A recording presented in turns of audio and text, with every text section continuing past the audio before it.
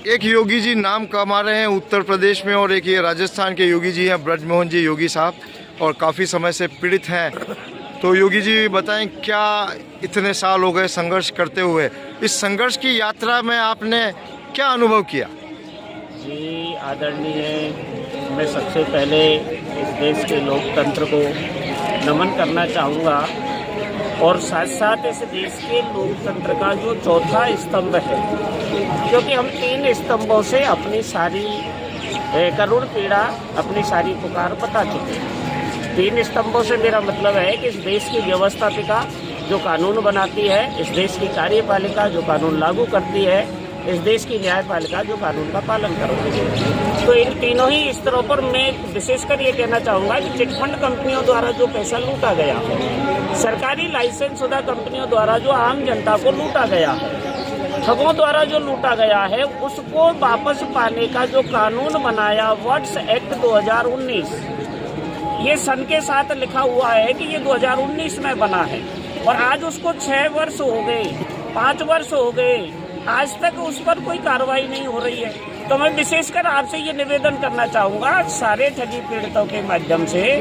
देश भर से आए हुए ठगी पीड़ितों के माध्यम से, कि हमें कानून देने के बाद भी सरकार के तीनों स्तंभ फेल हैं। मैं ये कहना चाहूँगा, ना कार्यपालिका काम कर रही है, ना व्यवस्थापिका काम कर रही है, ना न्यायपालिका काम कर रही है। तो अभी आज से संसद का सत्र शुरू हो रहा है और सारे देश के सांसद यहाँ हैं, तो इनमें से क्या आपने बात पहुंचाई क्या किसी तक? मैं आदरणीय आपके चैनल के माध्यम से ये कहना चाह रहा हूँ कि लोकतंत्र का जो चौथा स्तंभ है वो हमारी आवाज कब सुनेगा?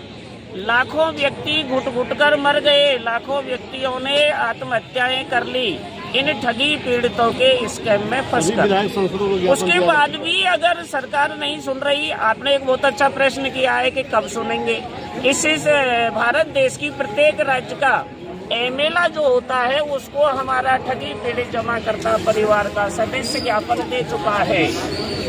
इस देश में जो लोकसभा है, इस देश के अंदर जो संसद चल रही है, आपने अभी जो सवाल किया है कि वो संसद चलेगी, उन सांसद महोदय को ये ठगी पीड़ित जमा करता परिवार के सदस्य अपने करोड़ पुकार, अपने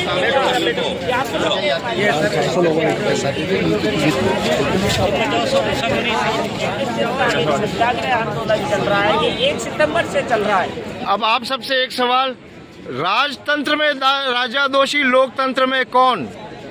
देखिए, आपने ये बहुत अच्छा प्रश्न किया है कि लोकतंत्र में दोषी कौन है। लोकतंत्र में दोषी हम हैं, क्योंकि इस देश के भाग्य के विधाता हम हैं, हम मतदाता हैं, हमारे ही वोट से इनकी सरकार बनती है। और जब हमारे वोट को अगर ये लोग तवज्जो नहीं दे रहे हैं तो वाकई में हम जो कह रहे हैं ना, वो फिल्म के अनुसार कहते हैं कि अभी तो ट्रेलर देखा है 2024 में माननीय मोदी जी, आने वाली हर वर्ष आपको इसका फिल्म का अगला रिकॉर्ड दिखाई देगा।